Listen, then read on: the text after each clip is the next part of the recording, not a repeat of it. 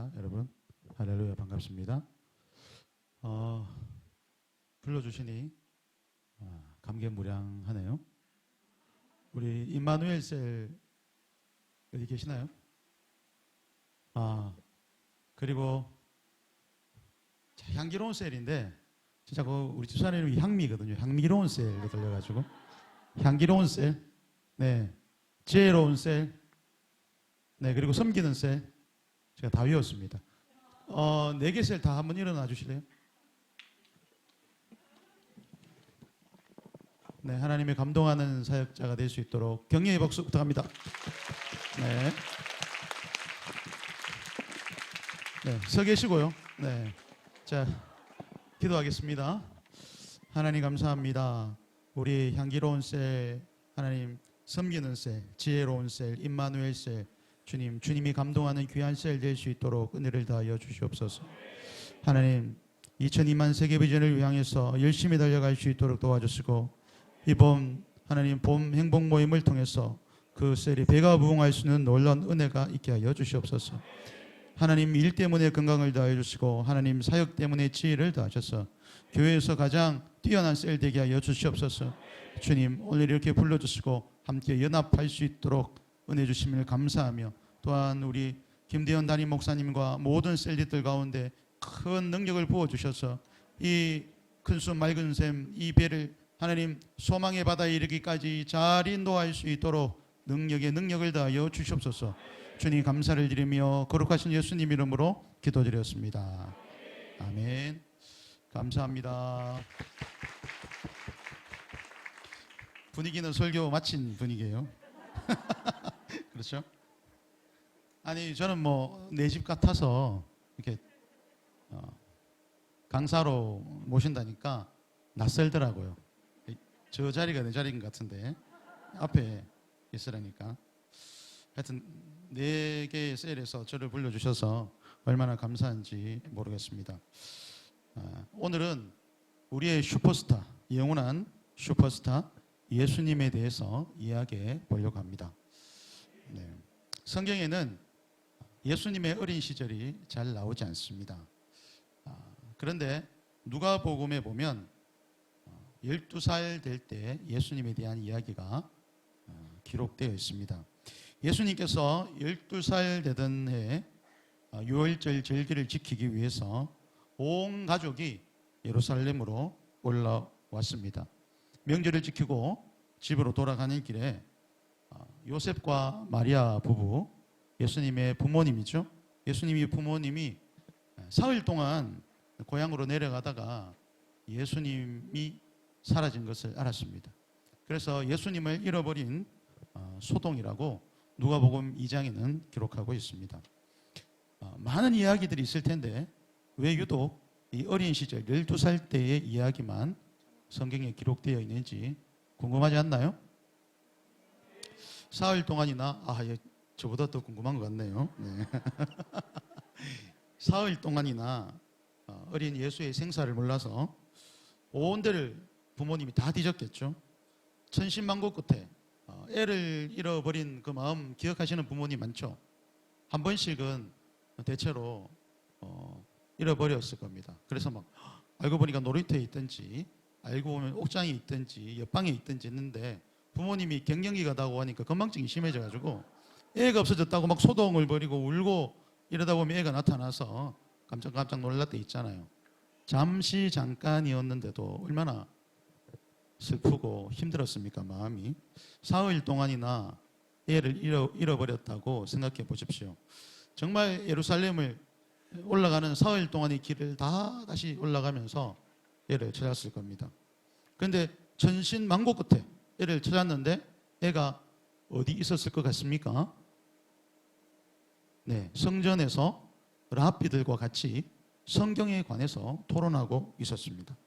예수가 부모님을 따라 나서지 않고 이런 소동을 벌인 이유가 뭘까요?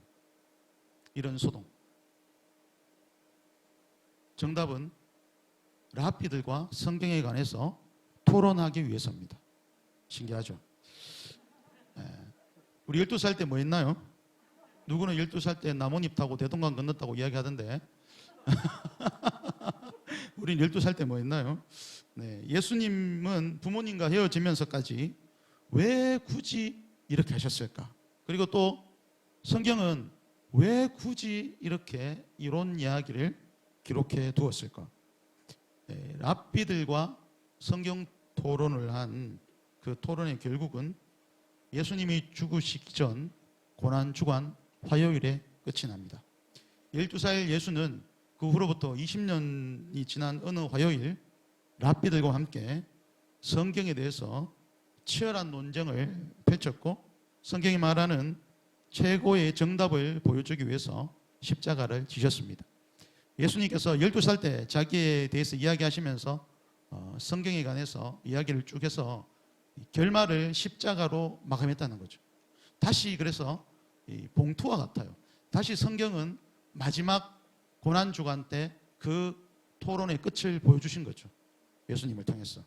그래서 신앙의 클라이막스는 항상 십자가인 겁니다. 십자가. 여러분 결국 이 이야기를 통해서 알 수 있는 것은 예수님의 사역은 성경으로 시작해서 성경으로 마친다는 겁니다. 예수님께서 성경을 말하기 위해 오셨고 또 성경대로 살다가 또 성경대로 사역하시다가 성경대로 사명을 다하시다가 성경대로 죽으셨고 성경대로 부활하셨고 성경대로 하나님 나라를 이루셨습니다. 성경이 얼마나 중요한지 아시죠? 우리가 셀 라이프를 놓지 못하는 이유가 여기 있는 거죠. 예수님과 같이 살아야 되고 그분과 같이 걸어가야 되기 때문에 어떤 마음으로 제자들을 양육하셨고 어떤 마음으로 셀 가족들을 품으셨는지 그 마음을 알려면 항상 셀 라이프를 끼고 있어야 된다는 거죠. 여러분 큐티하는 게 어렵죠. 예수님도 우리와 함께 하는 게 늘 어렵습니다. 우리가 예수님을 잘 알면 더 사역을 잘 할 수 있습니다. 12살 때 이미 예수님은 자신이 왜 왔는지 그것에 대해서 성경을 근거로 해서 세상 사람들에게 알려 주었습니다.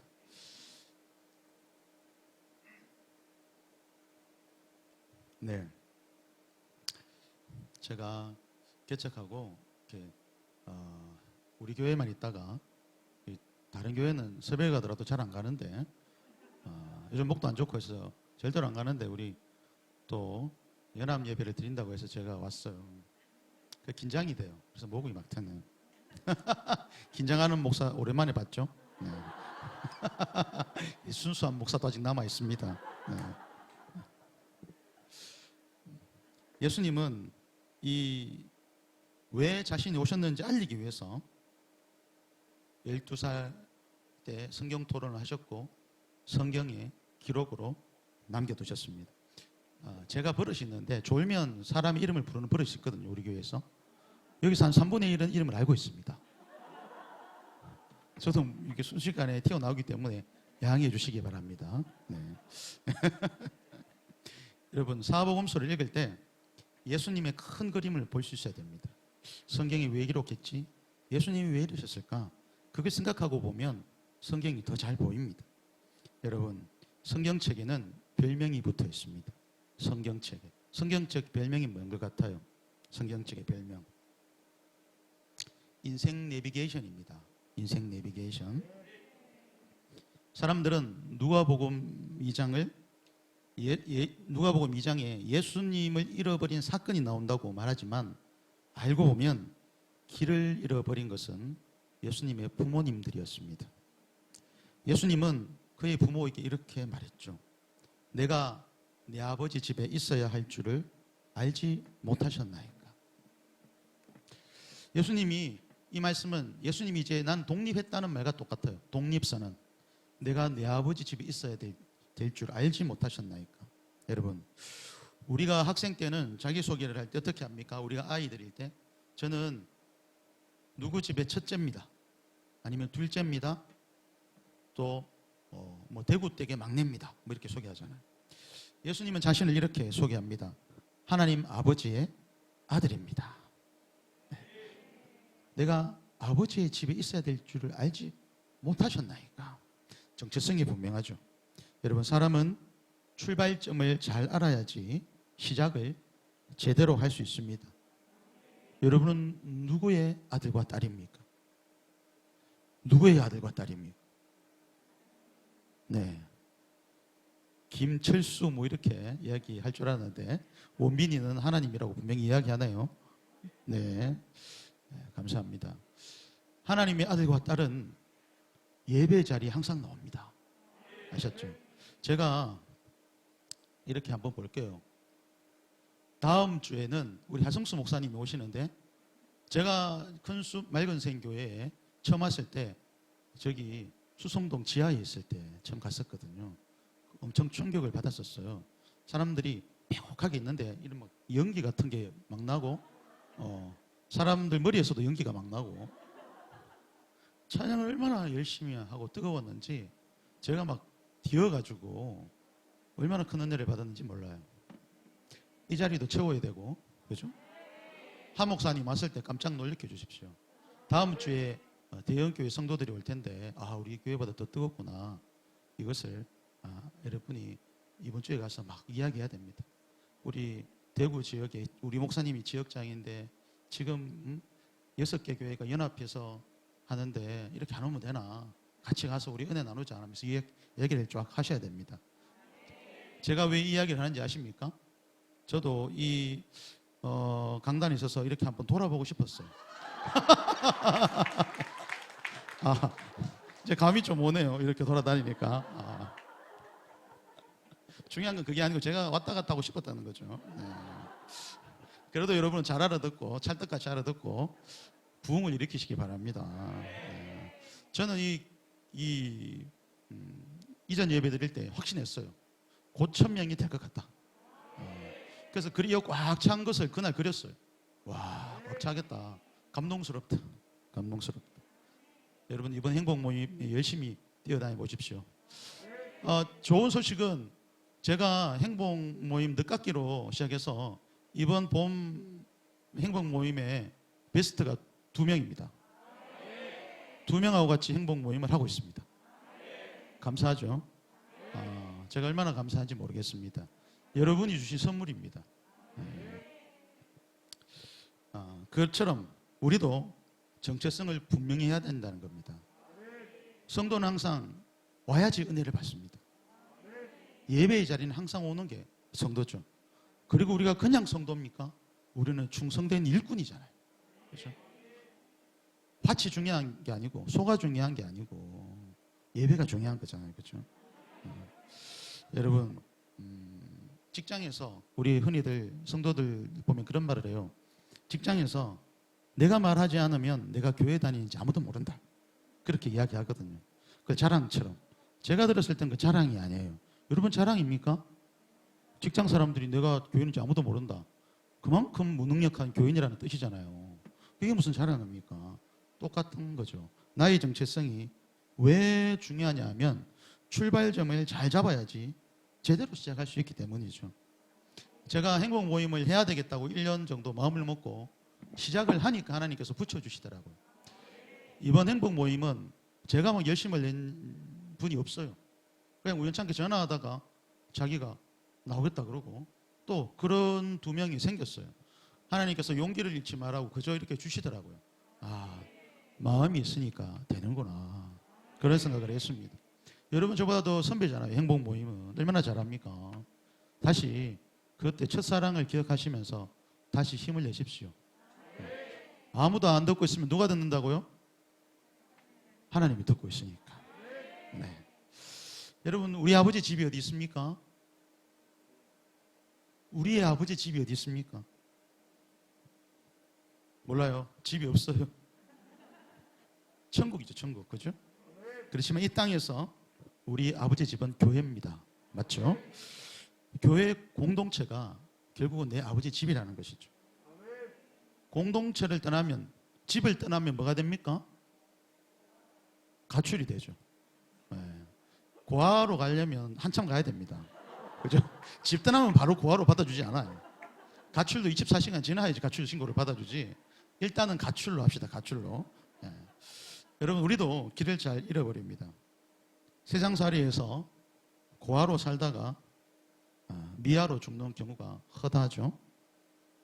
닥치는 대로 되는 대로 살던 우리가 내가 왜 사는지, 또 존재의 목적과 인생의 목적과 존재의 이유를 알기 위해서 찾아 들어온 것이, 한 마리의 날개 잃은 새와 같이 퍼득거리면서 찾아온 것이 이곳 교회잖아요. 그죠? 그렇기 때문에 교회는 성경을 가르치고 성경대로의 삶을 훈련시켜야만 되는 숙명을 안고 있습니다. 여러분, 김대현 목사님이 자주 쓰는 사자성어가 뭐죠? 아시는 분 있습니까? 많은 어록이 있는데 사자성어. 청출어람. 네, 감사합니다, 사모님. 네, 청출어람. 청출어람도 있고 또 하나 있습니다. 행복 모임을 하면 김 목사님 사자성어 이왕지사, 예수 믿는 거 이왕지사, 그런 사자성어가 있죠. 네.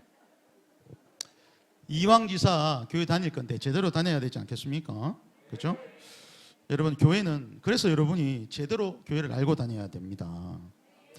교회는 우리가 죽을 때까지 다녀야 됩니다. 그러니까 이왕지사 계속 다니는 거 꼭 염두해 주십시오. 교회는 한 사람의 설교를, 아주 멋들어진 설교를 듣기 위해서 오는 것도 아닙니다. 또 내 마음에 드는 설교를 듣기 위해서 오는 것도 아니에요. 능력이 많은 막 용한 교주를 따라서 막 이렇게 설교를 들으려고 오는 것도 아니에요. 물론 처음은 다 그렇게 왔겠죠. 김 교주님 따라서 막 이렇게 막. 내가 아는 우리 청년도 이야기해 보니까 목사님 오셔가지고 기타 치고 다리 떨면서 막 찬양하는 거에 빠져가지고 교회 왔다고 이렇게 이야기하던데, 이해가 되더라고요, 제가 보니까. 처음에 들어올 때는 그게 동기가 되지만 계속해서 그렇게 다닐 수가 없어요. 알고 보니까 그게 목사님의 어떤 그 컨셉이 아니었고 원래 다리가 좀 이렇게 계속 떤다 이런 걸 했을 때 깰 수도 있고, 이 머리카락이 가발이 아니었다라는 걸 아는 순간도 있을 수도 있고, 하여튼 그런 것 때문에 교회 나오는 건 아니죠. 교회는 한 사람을 끈질기게 양육시키고 꾸역꾸역 훈련시켜가지고 예수님처럼 치열하게 살도록 만드는 곳이 되어야 됩니다. 맞죠? 왜냐하면 내가 어떻게 사느냐에 따라서 나에게 붙일 영혼의 생명이 달려있잖아요. 그렇죠? 그래서 청출어람이 돼야 되는 거죠. 청출어람이. 아파도 죽어도 나와서 예배를 드리고 설교자는 설교하잖아요. 김 목사님도 제가 사귀다 보면, 교제하다 보면 막 너무 아프고 몸을 가눌 수 없을 것 같은데도 또 설교할 때 보면 영상을 보면 또 열심히 또 하시더라고요. 여기가 우리의 순교지고 공동체이기 때문에 그렇겠죠. 여러분들도 예배 시간에는 목숨 걸고 나오셔야 됩니다. 네. 그래서 죽으면 할 일 있잖아요. 할 말이 있는 거예요, 예수님한테. 너 어떻게 하다 왔어? 이렇게 말하면 제가 예배 너무 아팠는데 예배 드리다가 죽었습니다. 순교네. 원빈아, 너 어떻게 하다가 벌써 왔냐? 저요, 화장실에서 응가하다가 왔어요. 안 좋잖아요. 예배 드리다가 너무 아픈데도 참았는데요, 결국 왔어요. 응급실 가야 되는데 얼마나 은혜롭습니까? 그렇죠? 하나님 기뻐하시겠죠? 네. 그 원빈이 이야기니까 더 은혜스러운 것 같아요. 다 좋아요. 한 청년의 희생으로 말미암아 우리 모두 은혜를 받고 있어요. 네. 여러분, 성도의 정체성은 행복 모임에 있습니다. 하나님이 우리 아버지인 사람들, 정체가 확실한 사람들은 부지런히 일꾼이 되고 생명을 구하기 위해서 열심히 행보를 합니다. 네. 예수님은 그 당시에 교권자들하고 얼마나 치열하게 싸웠는지 모릅니다. 성전 테이블을 막 다 엎어 버리면서까지 성경을 먹이려고 했었어요. 그 랍비들에게도, 자기를 그렇게 죽이려고 하고 고발하는 사람들에게도 성경을 먹이려고 엄청 애를 쓰였어요. 하여튼 꾸역꾸역 어떻게든 먹이려고. 여러분, 교회는 공동체로 존재해야 합니다. 스타플레이어 한 사람으로 가는 곳이 아니라 서로 양육되고 함께 훈련되어서 결국에는 합력해서 하나님 나라를 이루는 공동체, 그것이 교회입니다.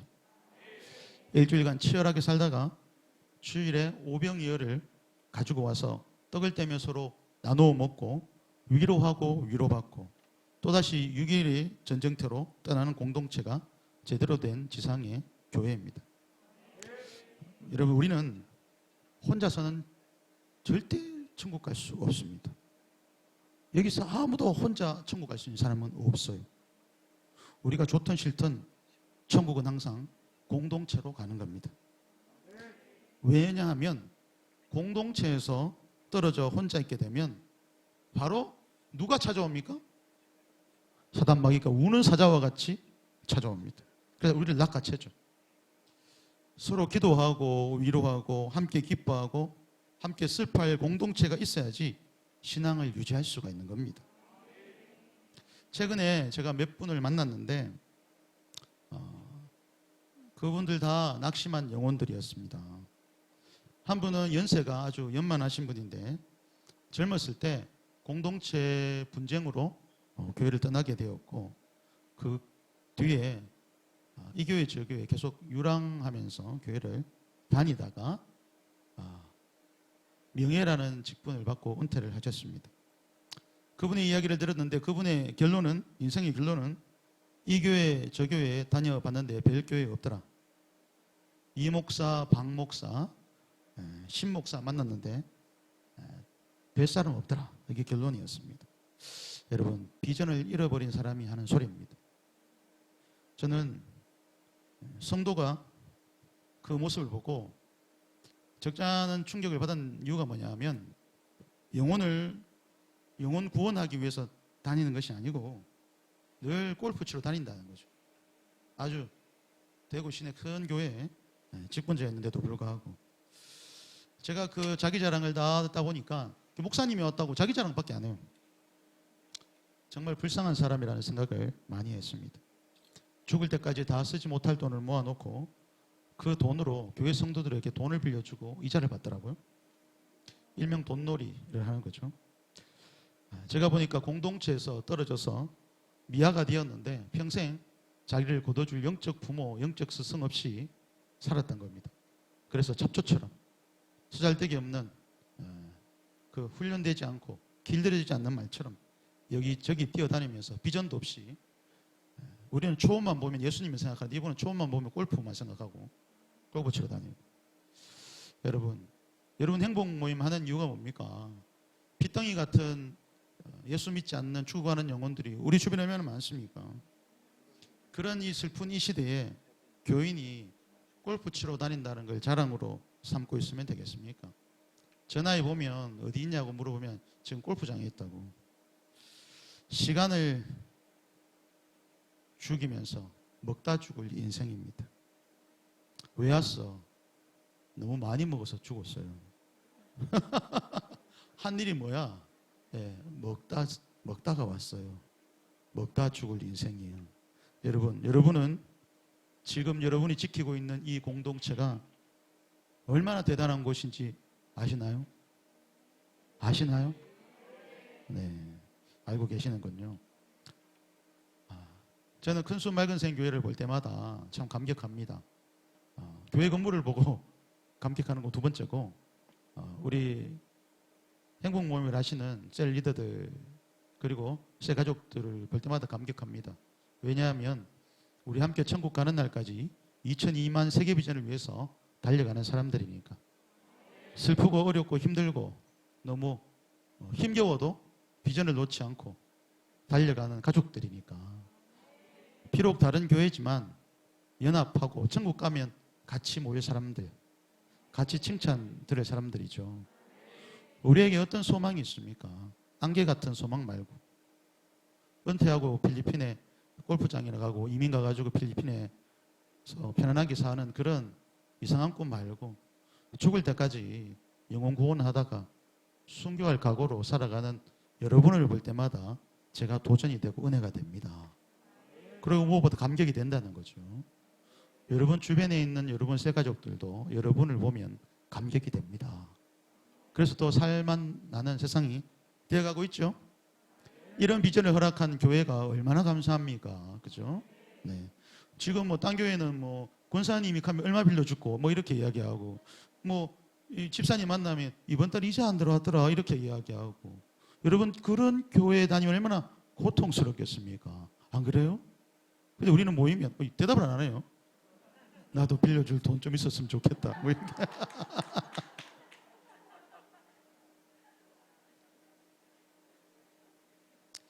여러분, 빌려줄 돈 많이 생길 겁니다. 영혼을 위해서 하나님께 꿔서 빌려주십시오. 그 영혼에게. 예. 여러분, 먹다 죽을 인생들이 여기는 한 명도 없네요. 네. 충성된 일꾼들이 희노애락을 같이 하면서 천국 가는 그날까지 행복한 곳으로 여러분이 만드시기 바랍니다. 여러분, 내가 속한 공동체는 믿지 않는 사람들이 그토록 원하는 공동체, 그 공동체 우리가 지금 살고 있는 겁니다. 여러분, 자이든 타이든 공동체를 떠나면 회복하기 힘든 어둠에 갇히게 됩니다. 우리가 왜 양육을 제대로 받아야 될까요? 방황하는 영혼들에게 제대로 된 답을 제시해 줘야 되기 때문에. 그렇죠? 예수님처럼 그래서 성도들의 삶은 치열할 수밖에 없습니다. 성경을 내 삶에 녹아내리게 해서 그 내 삶에 적용된 그 해답을 믿지 않는 사람들에게 줘야 하잖아요. 그렇죠? 많은 사람들이 걸걸한 인생을 가지고 교회에 와서 인생의 해답을 찾으려고 합니다. 우리 공동체에 방문한다는 거죠. 그때 우리가 같이 보고 있는 이 방향이 그 사람들에게 해답이 돼야 됩니다. 우리 큰순 맑은 생 교회의 공동체가 모두 한 말, 한 마음, 한 뜻으로 보고 있는 그 방향이 죽어가는 영혼들에게는 정답이 될 수 있다는 겁니다. 그것 때문에 우리가 열심히 보고 있는 거죠. 이렇게 한 방향으로. 여러분, 가족들과 함께 갈릴리라는 그 마을에 살았던 나사렛이라는 마을에 살았던 예수님께서 같이 살면서 30살이 되었어요. 드디어 공식적인 그리스도의 삶을 살기 위해서 예루살렘에 있는 유대 지역으로 예수님은 발길을 옮기십니다. 유대에 와서 예수님께서 가장 먼저 하신 일은 갈릴리 호수 동편에 가서 누구를 만났습니다. 누구를 만났을까요? 갈릴리 호수 동편에 커피 아줌마를 만났겠습니까? 누구를 만났을까요? 네? 김대현 목사님? 세례 요한을 만났잖아요. 세례 요한. 갈릴리 동편 가면 세례 요한입니다. 네. 우리나라는 동해 번쩍 서해 번쩍 하면 누구? 이스라엘 사람들한테는 동쪽 하면 세례 요한입니다. 세례 받으실 때 하늘이 열리고 성령이 비둘기같이 내리고 하늘에서 음성이 들렸죠. 그 말은 그리스도라는 사역이 시작됐다는 하나님의 인증입니다. 인증. 세례 받으신 후에 예수님은 40일 동안 금식하셨고, 금식하신 후에 40일 동안 이 사단에게 시험을 받으셨습니다. 제가 이렇게 지금 쭉 예수님이 12살 때부터 쭉 이야기하는 게 지금 예수님과 함께 인생 시간 순서대로 같이 걸어가고 있는 겁니다. 지금 쭉 순서대로 제가 쭉 가고 있는 겁니다. 제가 원하는 대로 이렇게 뽑은 게 아니고 성경에 남아있는 예수님의 발자취를 따라 같이 걸어가는 겁니다. 예수님께서 왜 그렇게 생각하셨을까를 한번 생각해 보면 편할 것 같습니다. 예수님께서 왜 시험을 받으셨을까요? 예수님의 시험 받으심은 첫사람 아담과 연결되어 있습니다. 첫사람 아담은 실패했잖아요. 그죠? 그래서 예수님이 뭔가 실패한 것을 만회하려고 하시겠죠. 첫사람 아담이 실패한 결정적인 사건이 불순종이잖아요. 선악과를 먹은 거죠. 그것도 사단에게 속아서 선악과를 먹은 거잖아요. 그 결과 우리에겐 죽음이 찾아왔고 우리는 불순종의 자녀가 되었습니다. 예수님은 이 문제를 해결해야만 됐어요. 왜냐하면 사단의 꾀임에 넘어간 사람들은 잘못된 시그널을 계속해서 받았기 때문입니다. 어떤 시그널이냐면 아담 이후의 사람들은 육신의 정욕, 안목의 정욕, 이생의 자랑은 어쩔 수 없는 것이다 라고 많이 생각했습니다. 어쩔 수 없다. 보면 좋고 뭐 어쩔 수 없지. 먹고 싶고 어쩔 수 없지. 이게 잘못된 시그널이라는 겁니다. 그래서 계속 정욕의 노예로 사람들은 어쩔 수 없는 일이다 라고 그렇게 계속 살았습니다.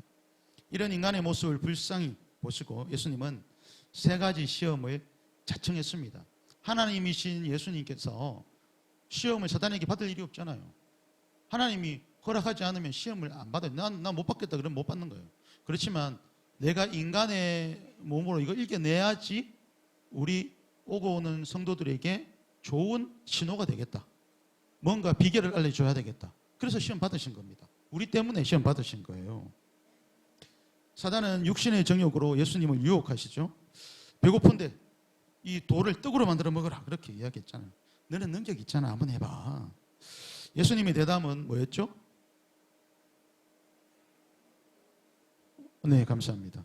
사람이 떡으로만 사는 것이 아니요 오직 하나님의 말씀으로 사는 것이다 라고 말씀하셨죠. 아담은 육신의 정욕을 이기지 못하고 먹는 것에 넘어갔습니다. 맞죠? 예수님은 그걸 이겼다는 겁니다. 먹는 것에 넘어간 육신의 정욕을 이겨냈다는 겁니다. 그래서 예수님께서 우리에게 지금 이렇게 말씀하는 거예요. 얘야, 성도는 말씀으로 이겨낼 수 있다. 내가 했으니 너희도 할 수 있어. 말씀으로 이겨내봐. 너희에겐 셀 라이프가 있잖아. 이겨내봐. 그것을 우리에게 가르치신 겁니다. 두 번째 또 유혹하죠. 거룩한 성전 꼭대기에 세우고 너는 하나님의 아들이잖아. 뛰어내려봐. 하나님이 너를 받쳐주실 거야. 예수님의 대답은 주 너희 하나님을 시험하지 말라. 무슨 말이냐면 하나님의 왕권을 인정해라. 이 세상은 너희가 폼 나는 대로 사는 것이 아니야. 너희가 폼 잡는 것이 아니야. 너희가 왕이 아니라 하나님이 왕이야. 너희가 뭔데 하나님을 시험해. 아담은 자신이 왕이 되려고 죄를 지었지만 예수님은 이 세상의 왕은 하나님 한 분뿐이라는 걸 우리에게 가르쳐주고 있는 겁니다. 얘야, 잠 온다고 철야 예배 나와서 자는 게 아니야. 내가 왕이야. 이게 주무시는 분 아무도 없어요. 예를 들어서 이야기하는 건데 영상 보시는 분 오해하면 안 돼요. 큰숲교회는 아무도 조는 사람이 없었습니다. 여태까지. 제가 그냥 비유로 하는 말이에요. 아담은 자신이 왕이 되려고 죄를 지었잖아요. 자기 왕이 되려고. 하나님처럼 되려고. 예수님은 그것을 극복하시고 말해주는 거죠. 왕은 너희가 아니야. 여러분 예수 믿으면서 행국 모임 하면서 성도들 많이 전도했다고 내가 폼 내려고 할 필요가 없습니다. 아담이 그랬어요. 자기가 폼 내려고. 예수님도 자기가 하나님이라고 폼 내지 않았어요. 항상 낮은 곳으로. 세 번째 사단은 높은 산으로 예수님을 데려가서 유혹합니다. 나에게 경배해. 그러면 이 천하만국을 다 너에게 줄게. 그렇게 이야기했죠. 예수님의 대답은 주 하나님께 경배하고 다만 그를 섬겨라. 그렇게 이야기했죠. 이 세 가지 시험의 결론은 간단합니다. 하나님만이 우리의 왕이시고 그분만을 경배해야 된다. 아멘이십니까? 그렇기 때문에 우리는 먹는 것에 따라 살아서는 안 되고 하나님의 말씀에 따라 인생을 써야 된다. 하나님 말씀에 따라 인생을 써야 된다. 아멘. 오늘 암송하고 있는 말씀이 있습니까? 있겠죠. 네, 제가 알고 있습니다. 있을 거라 생각합니다. 예수님은 친히 시험 받으심으로 인해서 우리에게 세상을 극복하고 사단을 이길 수 있는 시그널을 우리에게 보여주셨습니다. 따라해 봅시다. 우리는 할 수 있다. 나는 할 수 있다. 우리 공동체는 할 수 있다. 할 수 있습니다, 여러분. 네. 한계를 한번 넘어보십시오. 여러분 뒤에서 누가 걸려 넘어지나 보는 사단이 이렇게 있습니다. 그렇지만 누가 극복하고 저렇게 뛰어가나 지켜보는 최종길 목사도 있습니다. 이 셀 리더가 나보다 낫네. 나도 열심히 힘을 내서 가야 되겠다. 그렇게 생각하고 있습니다. 네. 여러분 귀신 들린 사람의 특징이 뭐라고 배웠습니까? 거짓말, 뒷담화, 질투심, 이간질, 신경질, 짜증 뭐 이런 거죠. 거짓말하려는 마음, 뒷담화하고 싶은 마음, 질투하고 싶은 마음, 이간질하고 싶은 마음, 짜증내게 하는 마음. 여러분, 우리는 다 극복할 수 있습니다. 여러분, 사람은 다 그런 거야. 그런 삶을 살지 마시고 우리는 극복할 수 있다. 그런 삶을 사시기 바랍니다. 예수님께서 사단에게 자신이 시험 받는 것을 허락하신 것은 우리에게 보여주시고자 하신 것이죠. 그 말은 오늘 우리가 봐야 되는 학습 목표가 있다는 겁니다. 학습 목표. 그건 하나님을 왕으로 인정하는 것. 성경은 끊임없이 묻습니다. 신구약 성경을 다 통틀어. 왕이 누구냐? 왕이 누구냐? 여러분, 고민이 생길 때마다 내 왕은 누구냐 물어보면 결론은 간단합니다. 첫사람 아담이 하나님의 왕권을 인정하지 않는 그 불순종의 죄를 짓는 바람에 사람은 누구나 죄의 노예로 살아갈 수밖에 없었습니다. 그런 우리들에게 예수님은 죄성을 극복할 수 있는 비결을 가르쳐 주셨습니다. 예수님 이후에 달라진 것이 있습니다. 예수님 이후에 달라진 것. 죄가 우리를 붙드는 것이 아니라 우리가 죄를 다스릴 수 있게 된 것입니다. 여러분, 죄가 우리를 부를 때 말씀으로 대적하면 이길 수 있습니다. 가인이 동생을 죽이게 된 것을 성경은 이렇게 말씀합니다. 창세기 4장 7절 한번 읽어볼까요? 시작.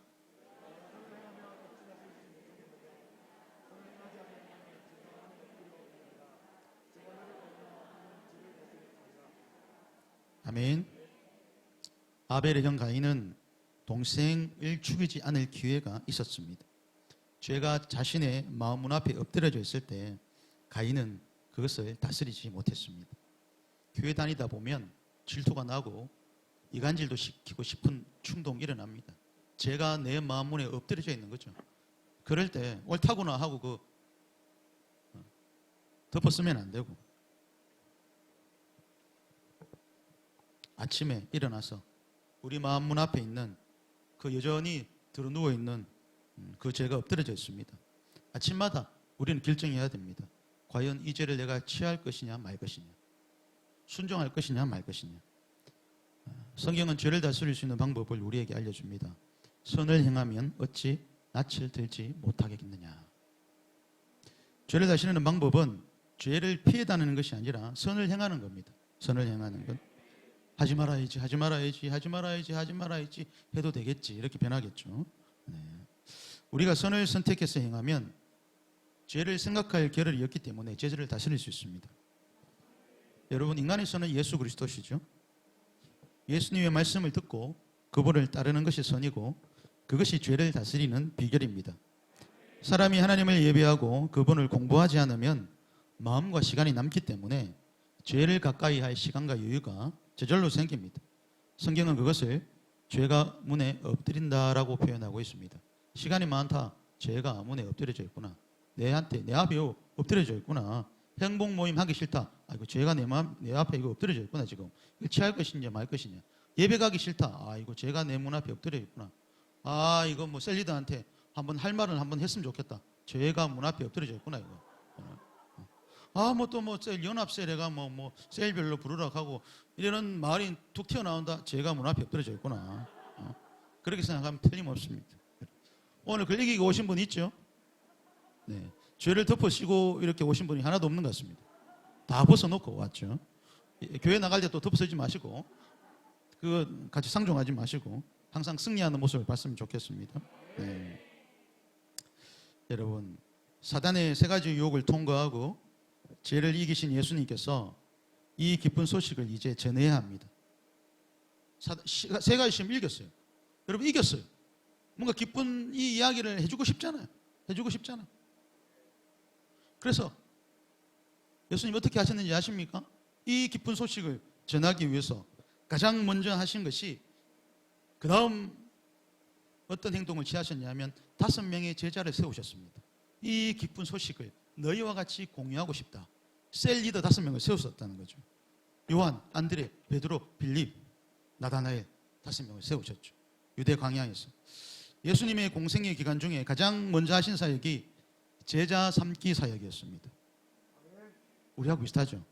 공생의 기간 중에 가장 핵심적인 사역도 3년 조금 넘는 시간 동안 예수님께서 하신 거의 대부분의 사역이 제자 삼기 사역이었습니다. 여러분, 제자 삼는 사역은 미션과 미니스트리의 처음이자 모든 것입니다. 그런데 제자는 아무나 삼는 것이 아닙니다. 예수님도 두 가지 조건을 가지고 계셨습니다. 첫 번째는 겸손이었습니다. 겸손. 여러분, 5명의 제자 중에 첫째, 둘째 요한과 안드레는 세례 요한의 제자였습니다. 그 당시 세례 요한은 이스라엘에서 제일 잘 나가는 사람이었습니다.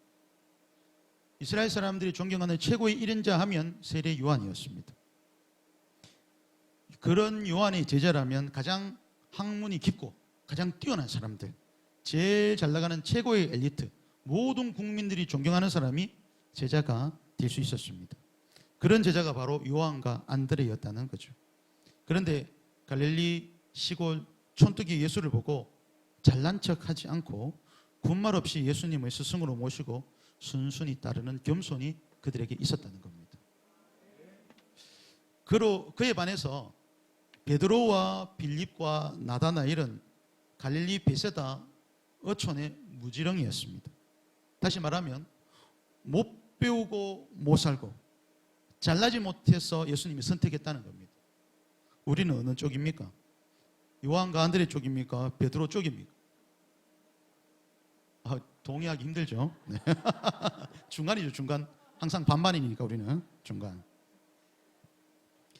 여러분, 예수님은 지금도 하나님 나라의 가장 중요한 사역인 제자를 세우고 일꾼을 만들기 위해서 엄청나게 노력하십니다. 엄청나게 노력하세요.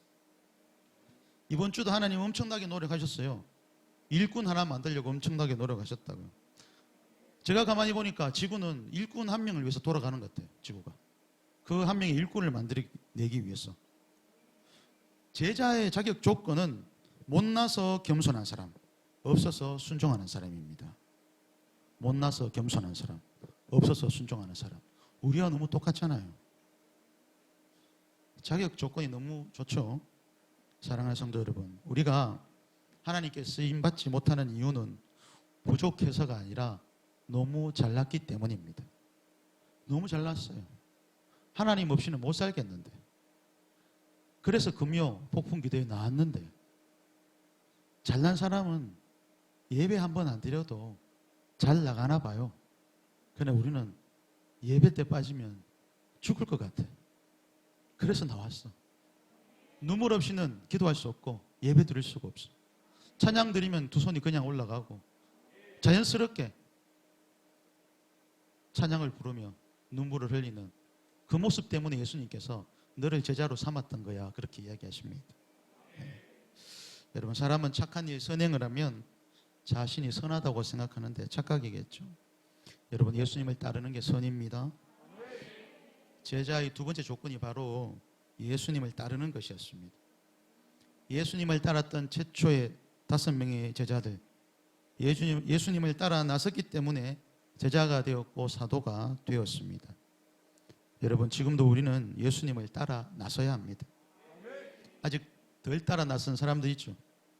내 건강이 아직 예수님을 따라 나서지 못한 사람. 아이고, 내가 건강하지 못해서 이번 예배는, 이번 베스트는 작정을 못했다. 이거 할 수 있겠나? 셀리드 할 수 있겠나? 내 시간이, 목사님요, 내 시간이 아직 못 따라갑니다. 시간이 예수님을 따라 나서지 못했고, 내 생활이 아직 예수님을 따라 나서지 못했고, 내 지갑이 아직 예수님을 따라 나서지 못했습니다. 따라 나서야 제자가 됩니다, 여러분. 은혜의 자리에 나와야지 제자가 되죠. 인생의 우선순위가 예수님이 되어야지 제자가 됩니다. 예수님을 따라 나서지 않으면 세상이 스승이 되어서 평생 세상에 끌려다니다가 비참한 인생이 될 겁니다. 지금도 세상 일이 너무 바빠서 신앙생활 할 겨를이 없다면 세상이 나를 놓아두지 않을 겁니다. 프랑스의 작가 폴 브루제는 이런 말을 했습니다. 생각하는 대로 살지 않으면 결국 사는 대로 생각하게 된다. 우리가 하나님을 신앙하기로 결단하지 않으면 결국 먹고 사는 것이 우리의 신앙이 될 거란 말입니다. 먹고 사는 것이. 저는 20대 때 첫 직장을 가졌는데 항공사였습니다. 수천 대 1의 경쟁률을 뚫고 들어가 보니까 각 도시에 똑똑하다고 자처하는 사람들 다 와서 시험을 치르더라고요. 그래서 회사에 들어가서 보니까 전부 다 성공을 꿈꾸면서 열심히 일을 했습니다. 그런데 승승장구하고 가장 먼저 승진한 사람은 놀랍게도 우리 동기 중에, 선배 중에 우리 동기들이 아유 쟤는 어리석해서 어떡하노, 어리숙해서 말도 잘 할 줄 모르고 과장님 부장님 시키면 무조건 예스맨이고 군말 없이 잘 따르는 사람들이 가장 승진을 빨리 하더라는 겁니다. 우리들끼리는 야 맹하다, 백치미가 있다, 바보스럽다 이런 말들을 했는데, 그렇게 놀렸는데 그 큰 대기업에서 그 사람들이 가장 먼저 승진하더라는 겁니다. 그것을 보고 저는 느끼는 것이 참 많았습니다. 여러분도 느끼는 바가 있죠? 문제는 예수님의 기준도 그렇다는 겁니다. 겸손하게 예수님을 따르는 태도. 여러분, 교회 공동체에서 제자 삼는 사역은 가장 큰 비중을 차지합니다. 공동체라는 배가 움직여서 목적지에 도달할 수 있는 것은 제자들의 섬김과 헌신 때문입니다. 여러분은 제자입니까? 어떠세요? 다시 한번 확인해 보십시오. 만약에 제자라면 어떤 제자입니까? 어떤 제자입니까? 오늘 설교가 빨리 마치기를 바라는 제자입니까? 말씀을 더 듣고 싶은 제자입니까? 대답도 못하겠죠. 네. 제가 너무 어려운 문제를 냈군요. 네. 예수님께서 공생애를 시작하실 때 왜 유대 지역으로 가셨을까요? 그 당시에 유대 지역이 가장 핫한 강남이었기 때문입니다. 예수님이 가장 먼저 제자 삼은 사람이 왜 하필 세례 요한의 제자였을까요? 그래도 2명씩이나. 세례 요한이 기분 나빠하지 않았을까요? 제자들이 기분 나빠하지 않았을까요? 세례 요한이 제일 서울에서 잘 나가는 스타였기 때문에 세례 요한의 제자들을 데리고 온 겁니다. 예수님께서. 가장 유명한 도시에서 예수님께서 이렇게 선포하셨어요. 요한의 시대는 갔고 이제 나의 시대가 되었다. 나를 따르라. 그래서 예수님이 제자들을 데리고 간 거죠. 여러분, 예수님은 요한이 가장 유명해졌을 때, 모든 스포트라이트가 세례 요한에게 비칠 때, 그때 세례 요한의 최고의 전성기 때 그 극적인 장소에서 자신을 따르라고 말씀하셨어요. 자신을 따르라. 제일 우리 권사님들이 집사님일 때 예뻤을 때, 그때 김대현 목사님이 나를 따르라고 고통한 거죠. 못생긴 애들은 따르면 안 되고, 그때 보면 제일 예쁘고 잘생긴 사람들 나를 따르라 그랬잖아요. 그래서 여기서 제일 전부 다 얼굴에 흠 있는 사람이 있습니까? 다 잘생겼잖아요. 예수님은 힘없고 그런 쓸모없을 때 우리를 부르지 않습니다. 그때 불렀다는 것은 살 날이 얼마 남지 않아서 지금 예수님이 급하게 부른 겁니다. 예수님이 필요로 하는 것은 가장 젊을 때, 가장 청춘일 때, 가장 열심을 해서 잘할 수 있을 때, 세례 요한처럼. 세례 요한이 기분 나쁘다고 이야기했어요. 세례 요한은 최고의 전성기 때 예수님한테 다 넘겨드렸습니다. 한번 피워봐야 되는데 피지 못한 세례 요한. 세례 요한 얼마나 대단합니까? 그렇죠? 예수님은 항상 우리에게 그렇게 다가오십니다.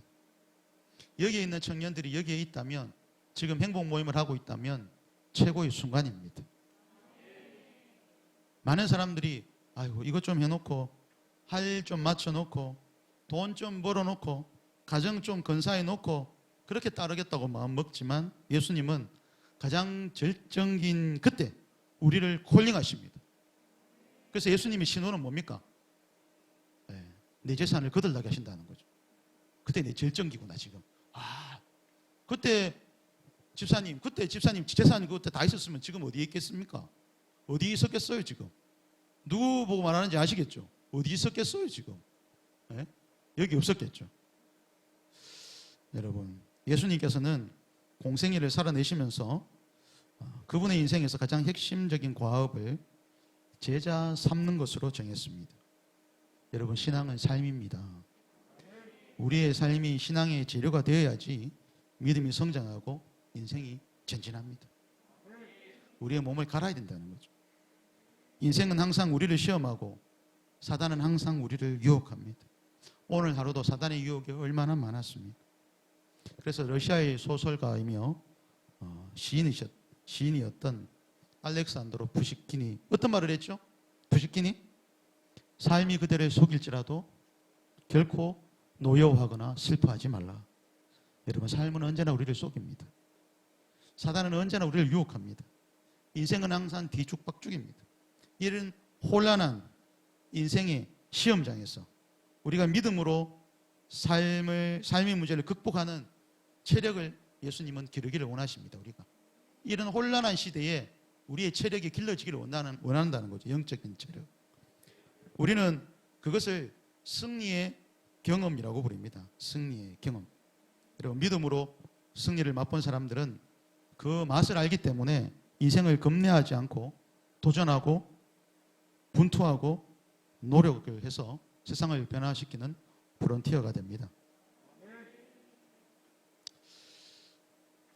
제가 설교를 시작한 지 몇 분 됐나요? 한참 됐나요? 네. 네. 네. 여러분, 감동입니다. 아직 10분이 남았습니다. 고군분투 10분 더 해보겠습니다. 제가 지금 목이 많이 좋지 않지만 열심히 하고 있습니다. 3년 남짓 주어진 짧은 공생의 기간에 예수님께서 가장 특이한 일을 하셨습니다. 내 인생에 3년 남았다. 이러면 뭐 할까요? 청년들은 빨리 결혼하고 싶겠죠. 빨리 결혼해야 돼. 예수님도 특이한 이유가 결혼식장에 한번 가셨다는 겁니다. 결혼식장에, 가나 혼인잔치.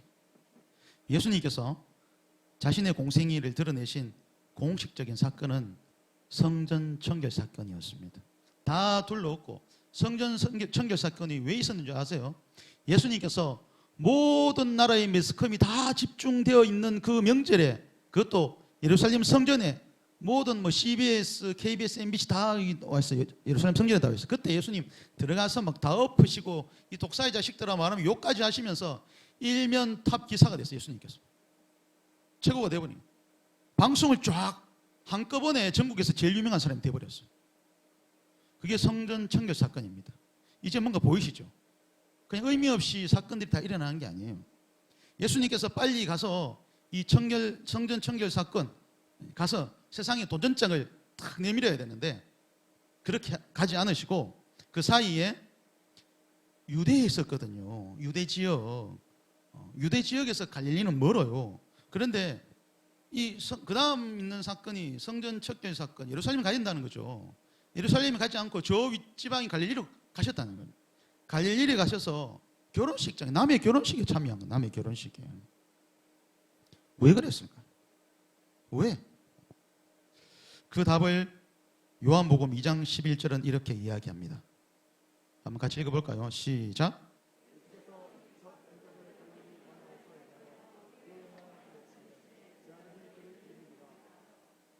아멘. 왜 가셨다고요? 제자들이 예수님을 믿게 하려고.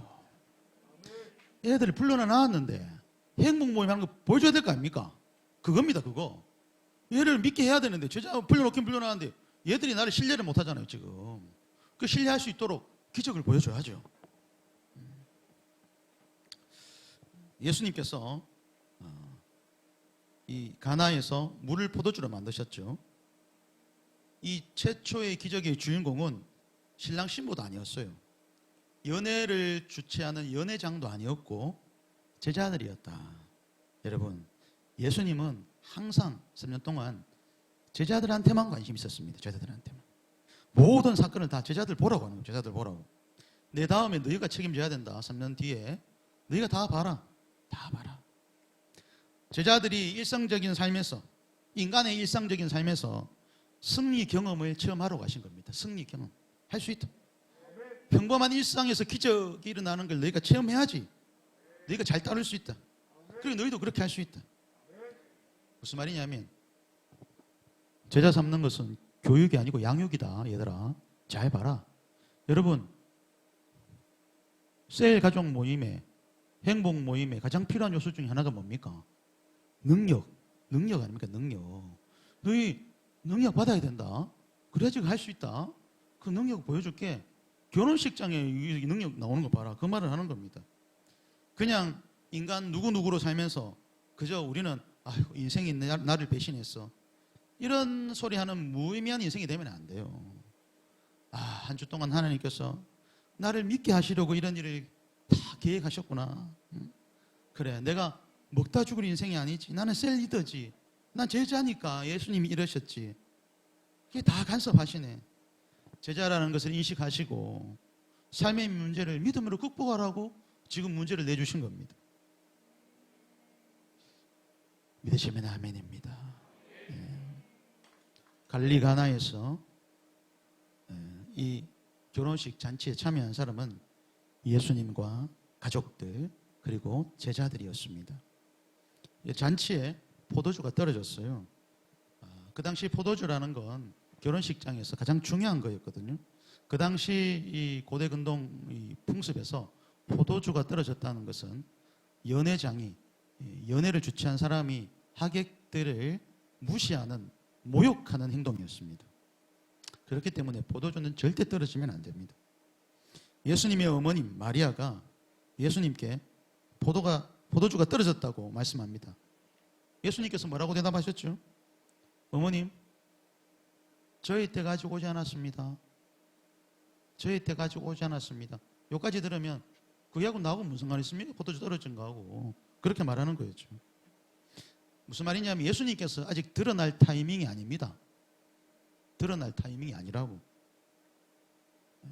이 예루살렘 성전에 가서 존재가 확 드러나야 되는데 김 빼면 안 된다는 거죠. 우리가 막 행복 뭐 쫙 준비해 놨다가 막 삼고할 때부터 딱 와야지. 다 확 드러나잖아요. 사과 속이는 할 때 와야지 완전 대박을 치고 막 확 넘어가잖아요. 사람이 맞죠? 그걸 딱 맞춰 있는데 일가하고 있는데 지금 이거 아직은 이게 좀 타이밍이 안 맞는데 지금 그 말이죠. 때가 되지 않았지만 예수님은 사람들 수준에 맞춰 주시죠. 물로 포도주가 되는 기적을 일으키시죠. 우리도 여러분 나의 문제가 해결되는 것이 내가 잘해서 일어나는 게 아니라는 걸 깨달아야 됩니다. 내 문제가 해결되는 것 내가 하는 게 아니고 하나님께서 하셨습니다. 아멘이십니까? 여러분 내 수준에서 이거 안 들어주면 막 삐지고 막 삐뚤어질 거라고 생각하고 막 예수님한테 난리칠 때가 있잖아요. 그럴 때 하나님께서 한번 눈 질끈 감고 아유 그래 이번 한 번만이다 들어줄게 이런 적 있어요. 맞죠? 왜 들어줍니까? 내가 잘나서? 아닙니다. 내 믿음이 너무 형편없어서 극복하지 못할 것 같아서 합격시켜 주신 겁니다. 야, 저런 나 또 주겠다. 합격시켜 주자. 합격. 여러분 그렇기 때문에 합격할수록 겸손해야 되고 잘 될수록 낮아져야 돼요. 여러분 물이 포도주가 되었다는 것을 가장 확실하게 알고 있는 사람이 있습니다. 그 사람이 누굴까요? 이 당시에 2장 9절 한번 읽어볼까요? 시작.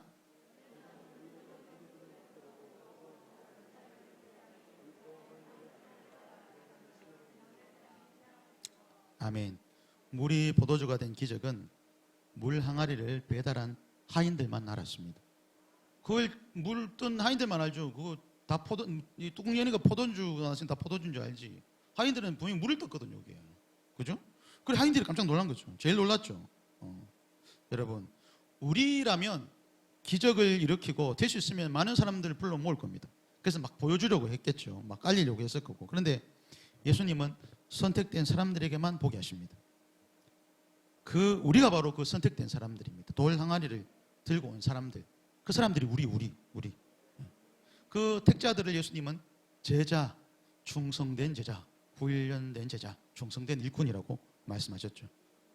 여러분 모두에게 다 알린다고 다 믿는 게 아닙니다. 믿기로 선택된 자는 항상 소수에 불과합니다. 우리는 그 소수를 찾아다니는 사람들입니다. 그렇기 때문에 복음이 거절당하는 경험을 우리가 많이 하는 겁니다. 소수기 때문에. 여러분 결혼식 잔치에서 포도주가 떨어지는 일은 흔한 일이 아니죠. 여러분 우리 인생도 한번 보십시오. 다른 사람은 어떻게 힘들어졌고 또 어떻게 그런 일을 당했다더라. 그런 소리를 들어도 그것이 내 일이 될 거라고는 아무도 생각하지 않습니다. 남의 일이죠.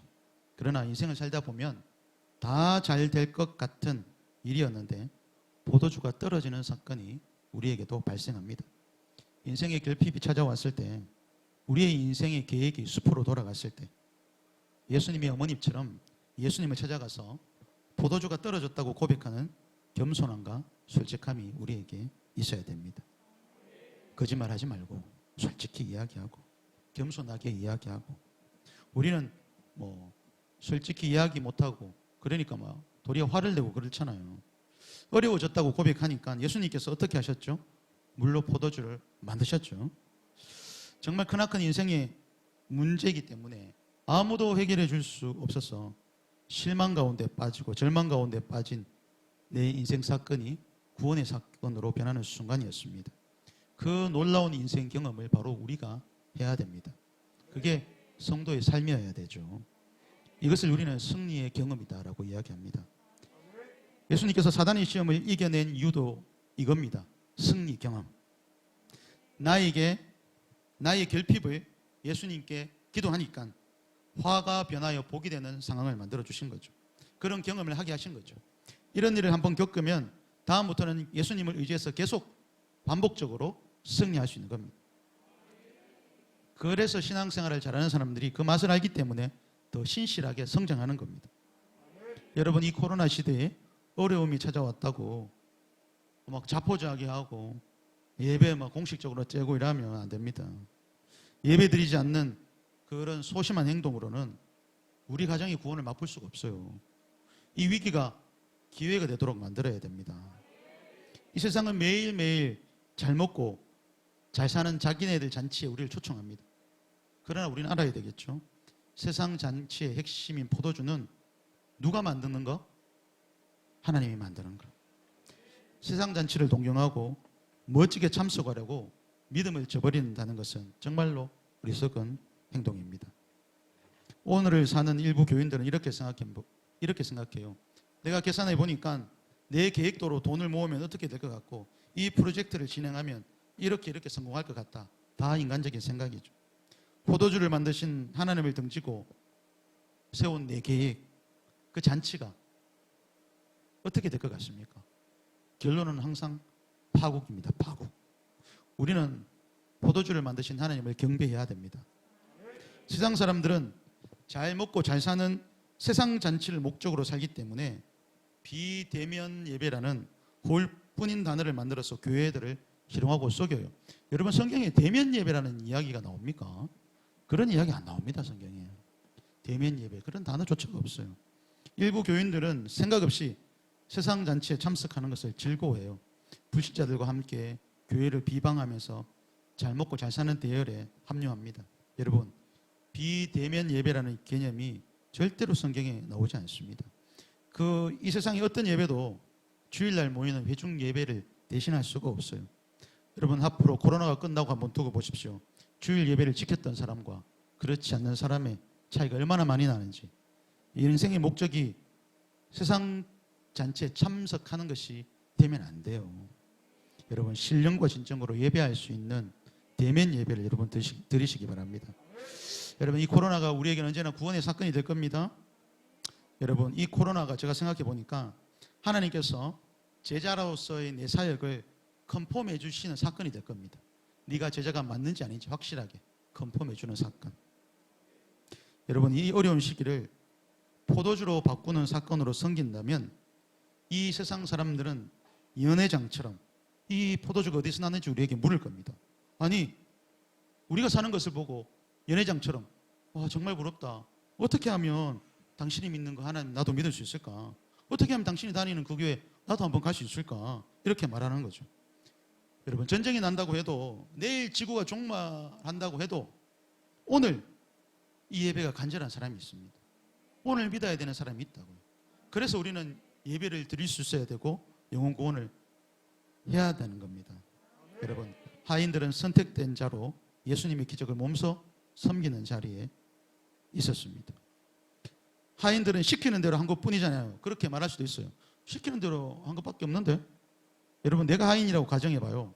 예수님이나 마리아가 자신들의 주인이 아니잖아요. 순종할 필요가 없어요. 그죠? 그리고 손 씻는 항아리, 물 항아리를 그 연회장이 갖다 줘라고 부탁해도 안 들어줘도 되고, 그리고 물인데 연회장에 갖다 주면 도리어 매나맞지 하인들이 뭘 할 수 있겠어요. 처벌받을 수도 있고 안 된다고 했을 겁니다. 그런데 이 사람들은 어떻게 했나요? 들고 갔죠. 여러분, 우리 자신들에게 이렇게 자문해 봅시다. 예수님을 믿고 순종함으로 내가 받게 된 좋은 포도주는 무엇인가? 예수님을 믿고 순종함으로 내가 받게 된 좋은 포도주는 무엇인가? 여러분, 이 답을 적어서 010-509-0688로 보내주시기 바랍니다. 지금 제일 먼저 보내주는 분한테 선물을 드리겠습니다. 네. 이런 승리의 경험이 여러분에게 있습니까? 물이 포도주가 된 사건. 사랑하는 성도 여러분, 세상이 겁주면 겁먹고 잘 먹고 잘 사는 것이 목적이라면 허무한 인생입니다. 텅 빈 돌 항아리 같은 우리 인생을 승리의 경험으로 가득 채워주시는 예수님을 반드시 만나시기 바랍니다. 여러분, 오늘 우리는 사복음서에 나오는 예수님의 일생을 시간 순서대로 쭉 살펴보았습니다. 예수님께서 12살 때 성전에 가서 잃어버리는, 부모님이 고아가 되고 미아가 되어서 잃어버리는 사건 일어났죠. 그리고 30살이 되어서 데뷔하시기 위해서 수도가 있는 유대로 와서 세례를 받으시고 시험 받으시고 5명의 제자를 부르시고 가나안 혼인잔치에 기적을 베푸셨죠. 이 모든 것의 포커스가 제자들에게 있다고 분명히 말씀드렸습니다. 제자들을 훈련시키는 과정이었습니다. 예수님은 지금도 그분의 제자들의 인생을 재료로 써서 훈련시키기 원합니다. 여러분, 우리의 인생을 재료로 써서 훈련시키기 원한다는 겁니다. 재수가 없어서, 아니면 우연히 그렇게 된 것도 아니고, 왜 나에게 이런 일이, 그것도 아니고, 하나님께서 우리를 훈련시키기 위해서 우리를 이렇게 이 자리까지 부르셨다는 것이고, 내 인생의 문제도 예수님의 훈련 때문에 그렇게 되었다는 걸 우리가 믿어야 됩니다. 여러분, 예수님의 눈은 언제나 우리에게 고정되어 있습니다. 오늘도 내일도 우리가 승리하는 것을 학수고대하면서 하나님은 우리를 지켜보고 있고, 충성된 일꾼을 오늘도 찾기 위해서 우리를 계속 지켜보고 있습니다. 제가 왜 앞에 나왔겠습니까? 처음에 앞에 나왔죠. 끝에 앞에 나왔잖아요. 설교가 끝났다는 거죠. 예수님 항상 처음에 성경으로 시작해서 성경으로 막 마쳤어요. 저는 항상 부르면 앞으로 갔다가 앞으로 오면 끝난다는 겁니다. 여러분, 정말 꿈에 그리고 정말 보고 싶은 셀리더와 또 리더로 항상 남아주십시오. 제가 늘 여러분의 뒷모습을 보면서 감격하는 사람이 있다. 그리고 함께 마음을 맞춰서 2002만 세계 비전을 위해서 달려가는 연합된 교회들도 분명히 있다. 그 우리 교회의 주역이 우리 성도님들 두 분 한번 일어서 보세요. 일어서 보세요. 두 사람 한번 일어서 보세요. 박수로 크게 격려해 주십시오. 네. 네. 앉아 주십시오. 네. 이분들이 선교사로 나가실 겁니다. 네. 할렐루야. 기도하겠습니다. 하나님 감사합니다. 하나님, 버릴 수밖에 없는 인생이고 죽을 수밖에 없는 한많은 인생이었는데 우리를 이렇게 불러주셔서 충성된 일꾼이라 훈련된 제자라 하나님 불러주시니 감격할 따름입니다. 하나님, 지금은 말씀을 전하는 자와 또 셀 리더로 그리고 셀 가족으로 이렇게 모여있지만 주님 만나는 날 천국에서 다 함께 부둥켜 안고 잘 살았노라고 하나님 감격해 하는 우리가 될 줄로 믿습니다. 하나님, 이렇게 불러주신 것, 하나님 나라 일꾼 만들어주신 것, 정말 가문의 영광을 넘어서 정말 우리 모든 것을 다해서 감사할 제목입니다. 예수님께서 일꾼을 세우기 위해서 고군분투하시고 꾸역꾸역 하나님 자신을 반대하는 바리새인과 사두개인까지도 말씀을 먹기 위해서 끝까지 노력하시고 목숨을 다하기까지 성경을 증명하시기 위해서 하나님 죽으시고 부활하신 예수님, 우리도 우리의 인생이 그냥 하나의 한 명의 인생이 아니라 누구의 아버지 누구 딸만이 아니라 말씀을 이루기 위해서 끝까지 예수님의 뜻을 따르기 위해서 살아간 귀한 하나님 간증하는 인생이 될 수 있도록, 간증의 주인공이 될 수 있도록 우리를 붙들어 주시옵소서. 하나님, 이곳까지 인도해 주신 주님을 너무나 사랑합니다. 주님 영광 홀로 받아 주시옵소서. 거룩하신 예수님 이름으로 기도드렸습니다. 아멘.